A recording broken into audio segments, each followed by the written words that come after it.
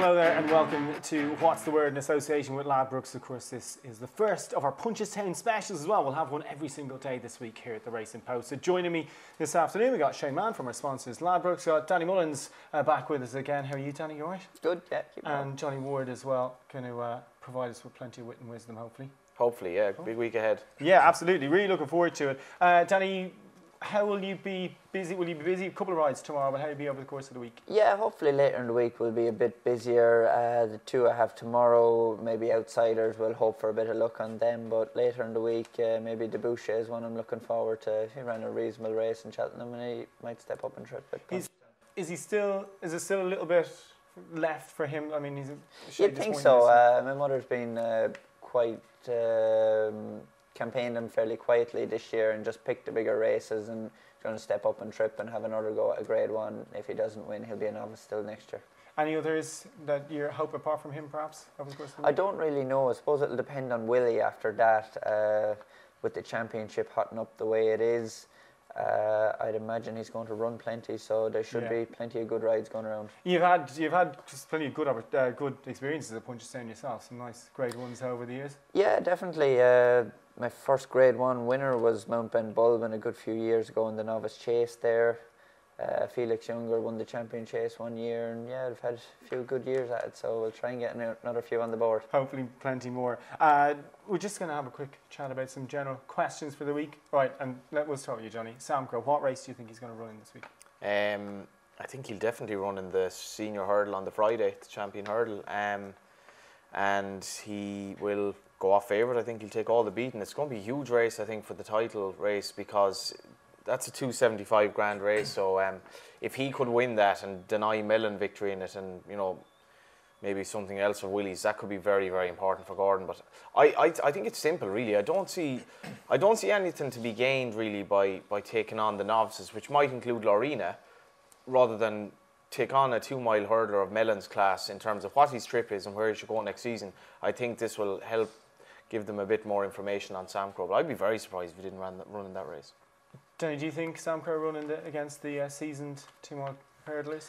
I'd be happy if he did.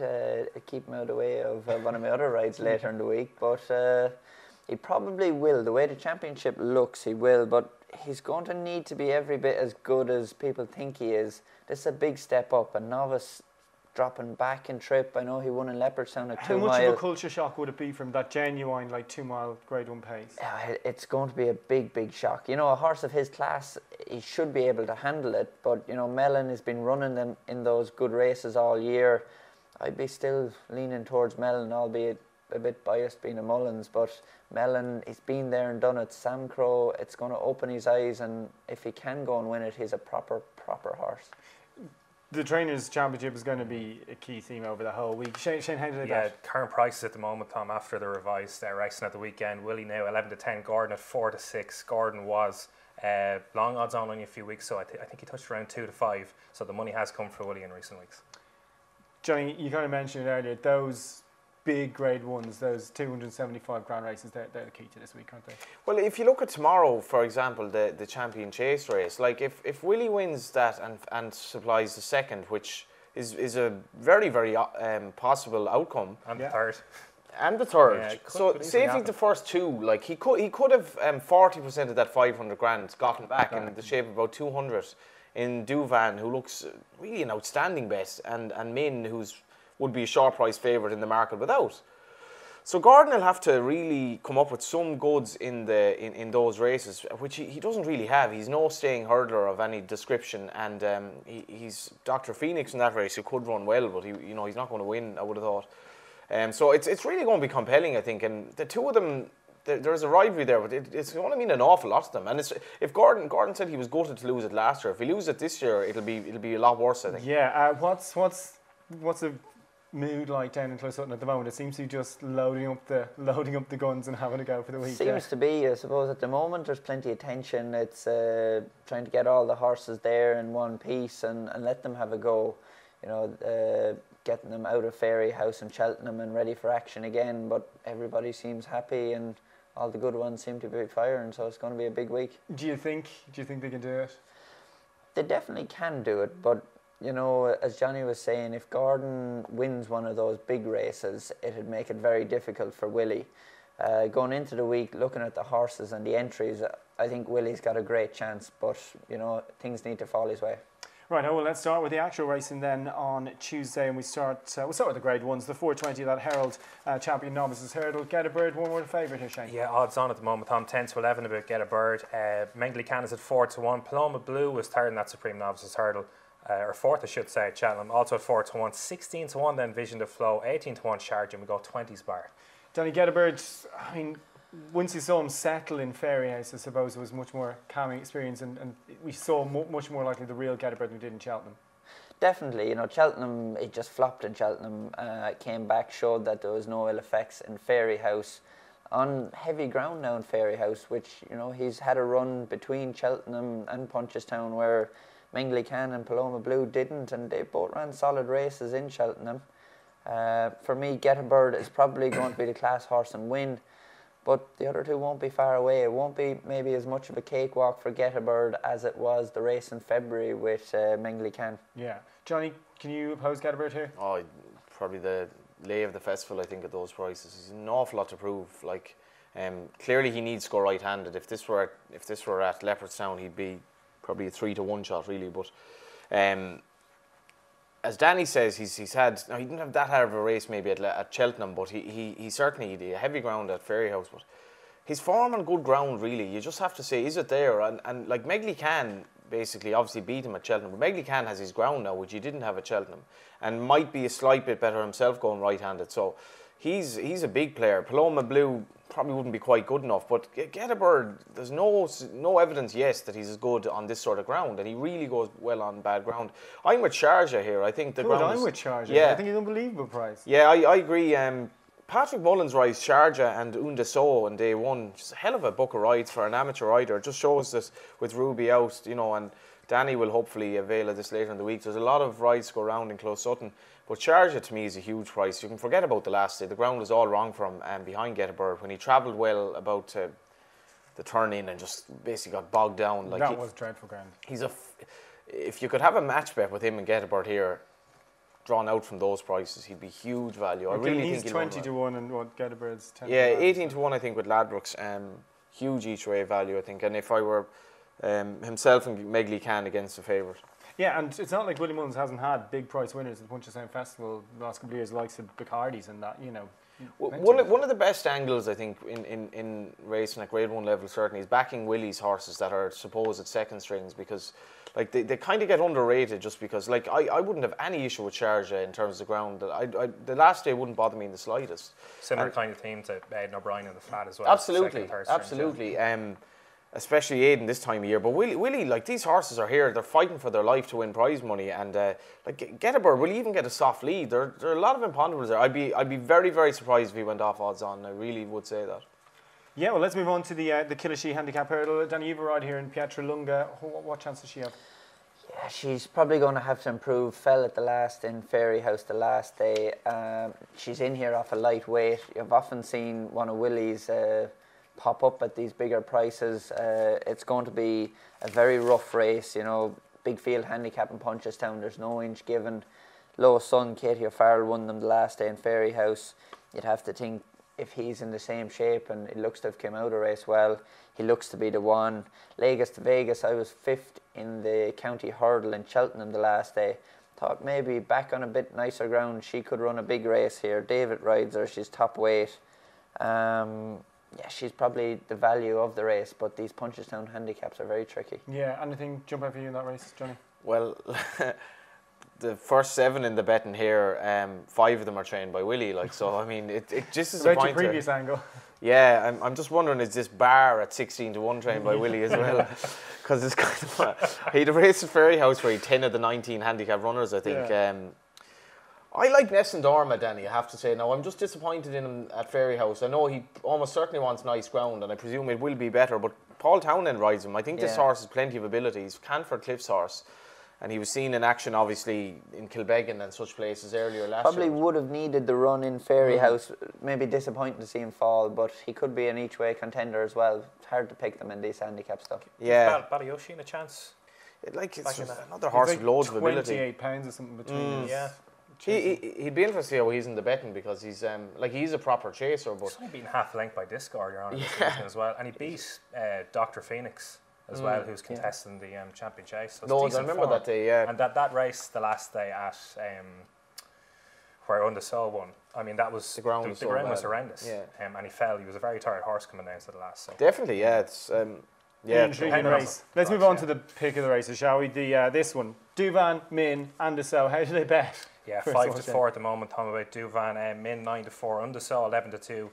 Dr. Phoenix is at 6 to 1. Special Tiara 16s, and it's 40s bar. Danny, who would you want to? You're on. And by the way, Duvan. this is all down to Danny. If Danny can tell us how good Duvan is, that basically will solve this race for us. You are Simple as. you're on by Casey Yeah, the other week. I was Picking up fourth. I was so disappointed for both Duvan and Patrick that it just ended in the champion chase.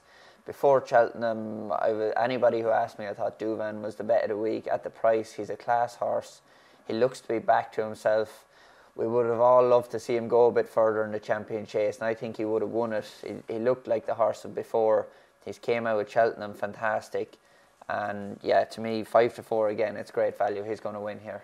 The champion chase run. Do you think because he fell quite early before the race kind of got underway? Actually, it won't Yeah, have left a mark definitely. at You all? know, if he'd been travelling to the second last, he would have really locked horns with Altior, and it would have taken a lot out of him. But the fact that he fell at the top of the hill, he'd probably only gone a mile and a quarter. And, you know, Still a bit more to go, wasn't there? he wouldn't have really just dipped the tank just there. So he came out of it great. Even walking down the track after the fall, he looked great. So fingers crossed he'll be back. And, you know, he's just a class horse. Johnny, can you see past Duvan? It's going to be some race to watch this. I mean, if you look at Special Tiara and Patrick riding Undersaw, what a gallop there's going to be. Like, you know, There would be no hiding place, I think it's fair to say. it's on at 5:30. It'll be well over before the Angelus, anyway, put it that way. But I think Duvan is just... this race had been run... If, say, he didn't run at Cheltenham last year and then he rocked up Punchestown, he'd be about 3 or 4 to 1 on. Like, and I was on a preview panel with Danny before Cheltenham, and he really convinced us that the horse was right. And for a third of that race, it really looked like the old Duvan was back. His jumping was absolutely spectacular. I don't think the fall is going to take a lot out of him. Yeah. Little bit of juice in the ground.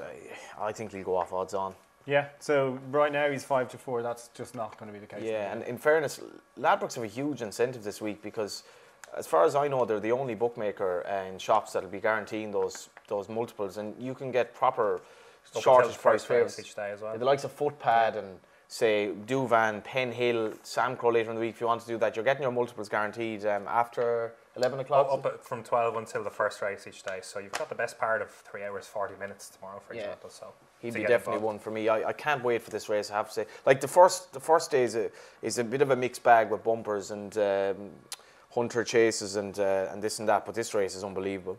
Let's move on to the final grade one of the day then, that Grow-Wise Champion Novice Chase. Again, we see those 4 coming together, including Finian's Oscar as well, Albion Photo, Shattered Love, Monolly. Monolly top of the market chain? Yep, 13 to 8 at the moment, 7 to 2 then, Album Photo, Shattered Love at 6 to 1, Finian's Oscar 7s, it's 10 to 1 Rathfinnan, Invitation only 14, 16's Bar, again Willie with a very strong hand. Yeah, Monolly top of the market here. Danny, do you think that's right? Yeah, he probably deserves to be there. You know, he was well beaten in Cheltenham behind Presenting Percy. I thought Noel Feely gave him a fantastic ride in Leopardstown the time before. He stacked him up and quickened down the straight. That was a great race, wasn't it, as well? It That was, chase. and you know, in Cheltenham he finished tired. I suppose, is He it takes maybe... a bit out of himself as well. Yeah, is it a stupid thing? But I wonder, does he actually stay? And this is 3 mile 1 as well. It's stepping up that little bit further. I'm not convinced by him at the price. There's one here at a bigger price, Invitation only. I think he was 3rd the last day behind Album Photo. I think at this trip he might come into his own. He's always promised to be a proper horse, and he might get his chance at Grade 1 level. Like as we were saying earlier, Willie 2nd, 3rd strings, you know, they can come out and win these. Johnny, who would you have in this race? I'm kind of agreeing with Danny. I'd have reservation about Monley, even though I may well end up sort of tipping him because I think he's the most likely winner, but 13 to 8 is probably tight. Yeah.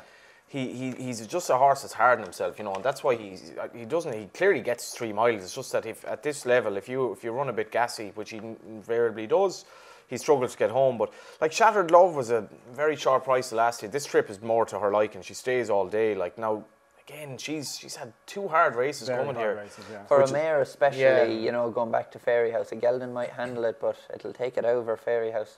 I tipped Invitation Only, I think, that time. I'm going to go with Monolith, but I certainly wait till... I wouldn't be back in the 13 days. I think the Ladbrokes might drift it out a bit tomorrow, and you will have your guaranteed price if you go with the multiple, but I think he's the class act of the race. He loved the ground. Henry's horses...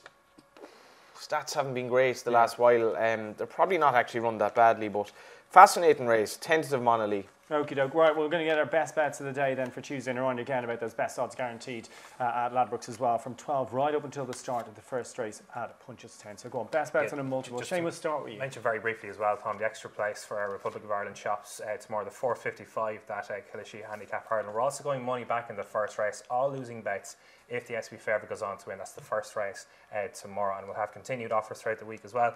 For me, I'm going to go with Paloma Blue in the 4:20. Ballyosheen, hopefully off a decent mark after being off the track 135 days in that 4:55, and Duvan hopefully to hose up in the champion chase. Good stuff. Danny, your best bets of the day on Tuesday?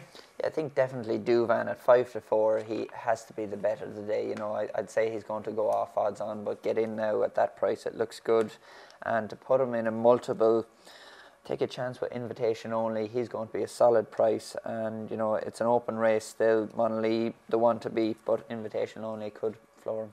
Okie doke. Johnny? And on that race, it's not like Rat Vinden's Shelton form wasn't boosted a bit of the injury as well. That was a very good race. Like, Yeah, you know, absolutely. it's a cracking race in fairness. Duvan signing into the fan club here, nap of the day, and I'll put into a double with Sharjah. Sharjah. Good stuff. At a big old price. Yeah, Sharjah and Mingley can. As Danny thinks Duvan will go off odds on, I'll be fairly convinced about that, but I'm very, very convinced Getabird will not go off odds on that race, on this ground. Good stuff. Well, those are best bets of the day. Of course, we're here every day this week for our Punchestown specials on What's the Word.